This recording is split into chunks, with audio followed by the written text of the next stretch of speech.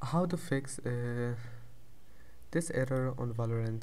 It's easy. If you want to fix it, all you need to do is just type here comment, right click on it and run as administrator. Yes. After that, type here niche winsock reset and then click enter, and after that type here ipconfig//dns and click enter. Now after that, close this window.